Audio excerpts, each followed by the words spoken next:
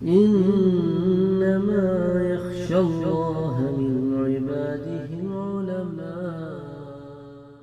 جنت کے باغات اور درخت. سورہ نبا میں اللہ عز و جل نے فرمایا ان للمتقین مفازا حدائق وأعنابا وكواعب أترابا وكأسا دهاقا. ان للمتقین مفازا، بے شک جو پرہیزگار ہیں ان کے لیے بڑی کامیابی ہے. حدائق و اعنابا، ان کے لیے کئی باغات ہیں اور انگور ہیں. وکواعب اترابا، اور جوان ہم عمر عورتیں ہیں. وکأسا دہاقا، اور لبالب بھرے ہوئے شراب کے جام ہیں. اسی طرح سورہ زاریات میں اللہ عز و جل فرماتے ہیں ان للمتقین فی جنات وعیون آخذین ما آتاہم ربهم انہم كانوا قبل ذلك محسنین.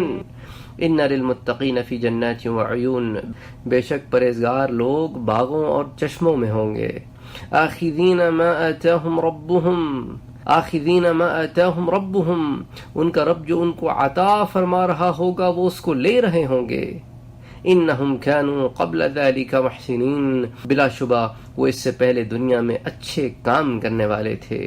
حضرت ابو سعید خدری سے روایت ہے کہ رسول اللہ صلی اللہ علیہ وآلہ وسلم نے ارشاد فرمایا کہ بلا شبہ جنت میں ایک درخت ہے جس کے سائے میں بہترین تیز رفتار ہلکے پھلکے گھوڑے پر سوار ہو کر گزرنے والا 100 برس تک چلتا رہے گا تو اس کے سائے کو طے نہ کر سکے گا. اس حدیث کو امام بخاری اور امام مسلم دونوں نے روایت کیا ہے اور یہ متفق علیہ حدیث ہے. اس کے بعد فرمایا وَذَلِكَ الظِّلُّ الْمَمْدُودُ، یعنی سورہ واقعہ میں وَظِلٍّ مَمْدُود، پھیلا ہوا سایہ فرمایا، وہ یہی درخت والا سایہ ہے. اس کو الترغیب الترہیب میں امام مندری نے روایت کیا. حضرت ابو ہریرہ رضی اللہ تعالی عنہ سے روایت ہے کہ رسول اکرم صلی اللہ علیہ وآلہ وسلم نے ارشاد فرمایا کہ جنت میں کوئی درخت ایسا نہیں جس کا تنا سونے کا نہ ہو. اس کو امام ترمذی نے روایت کیا. حضرت جریر بن عبداللہ رضی اللہ تعالی عنہ کا بیان ہے کہ میں نے حضرت سلمان فارسی کے پاس گیا، انہوں نے سلسلہ کلام جاری رکھتے ہوئے ایک بہت چھوٹا سا لکڑی کا ٹکڑا لیا جو ان کی انگلیوں کے بیچ میں ٹھیک طرح دکھائی بھی نہ دیتا تھا. اس کو ہاتھ میں لے کر فرمایا کہ اے جریر، اگر تم جنت میں اتنی سی لکڑی بھی تلاش کرو گے تو نہ پاؤ گے. میں نے عرض کیا کہ نخل اور شجر کہاں جائیں گے جن کا قرآن اور حدیث میں ذکر ہے؟ یعنی نخل جو ہے وہ کھجور کے درخت کو کہتے ہیں، شجر عام درخت کے لیے استعمال ہوتا ہے تو جس کا قرآن اور حدیث میں ذکر ہے. تو فرمایا کہ نخل و شجر تو وہاں ہوں گے لیکن لکڑی کے نہ ہوں گے، ان کے تنے موتیوں کے اور سونے کے ہوں گے اور اوپر کھجوریں لگی ہوئی ہوں گی. اس حدیث کو امام بحقی نے بھی اسناد حسن اور اس کو پھر الترغیب میں بھی روایت کیا گیا ہے. سورہ رحمان کے تیسرے رکوع کے نصف اول میں 2 باغوں کا ذکر ہے جو ان خاص مقربین کے لیے ہوں گے جن کے بارے میں ہم پڑھ چکے ہیں.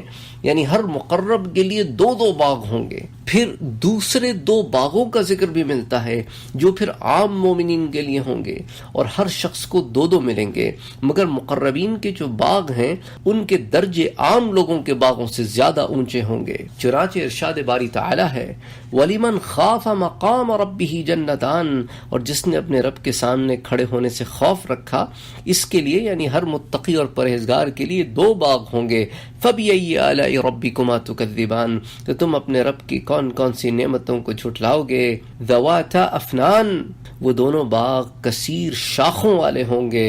فَبِأَيِّ آلَاءِ رَبِّكُمَا تُكَذِّبَانِ، تو پھر اپنے رب کی تم کون کون سی نعمتوں کو جھٹلاؤ گے. فِيهِمَا عَيْنَانِ تَجْرِيَانِ، ان 2 باغوں میں 2 چشمے ہوں گے جو بہتے چلے جائیں گے. فَبِأَيِّ آلَاءِ رَبِّكُمَا تُكَذِّبَانِ، تو پھر تم اپنے رب کی کون کون سی نعمتوں کو جھٹلاؤ گے.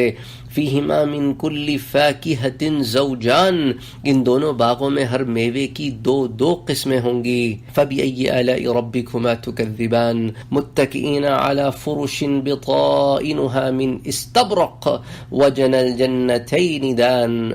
فَبِأَيِّ آلَاءِ رَبِّكُمَا تُكَذِّبَانِ وہ لوگ تکیے لگائے ایسے بچھونوں پر بیٹھے ہوں گے جن کے استرخواب موٹے ریشم کے ہوں گے، اور ان دونوں باغوں کا پھل نزدیک ہوگا۔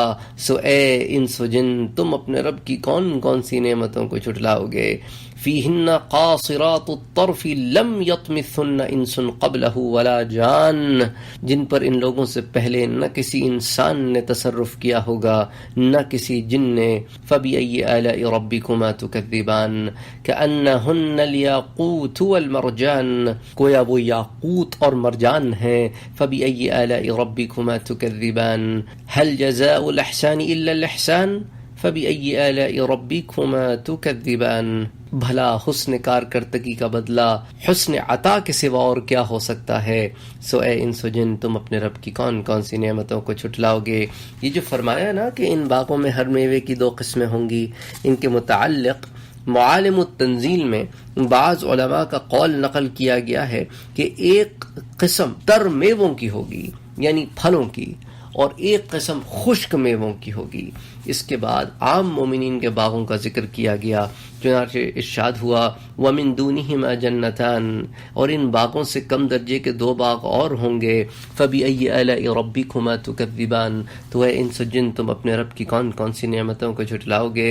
مُدْهَامَّتَانِ، وہ دونوں باغ گہرے سبز ہوں گے۔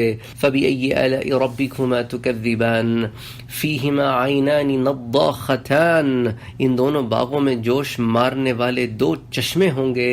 فَبِأَيِّ آلَاءِ رَبِّكُمَا تُكَذِّبَانِ فِيهِمَا فَاكِهَةٌ وَالنَّخْلُ وَالرُّمَّانُ، اور ان دونوں باغوں میں میوے اور کھجورے اور انار ہوں گے۔ فَبِأَيِّ آلَاءِ رَبِّكُمَا تُكَذِّبَانِ فِيهِنَّ خَيْرَاتٌ حِسَانٌ فَبِأَيِّ آلَاءِ رَبِّكُمَا تُكَذِّبَانِ، ان میں خوبصورت عورتیں ہوں گی، حور مقصورات فی الخیام، وہ حوریں ہوں گی جو خیموں میں محفوظ ہوں گی۔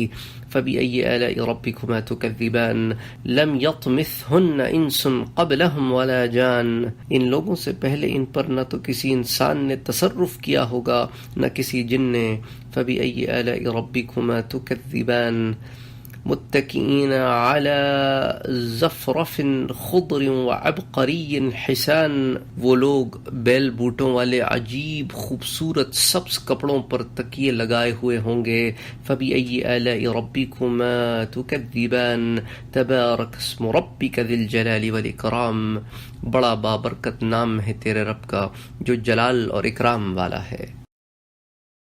وفوق كل ذي علم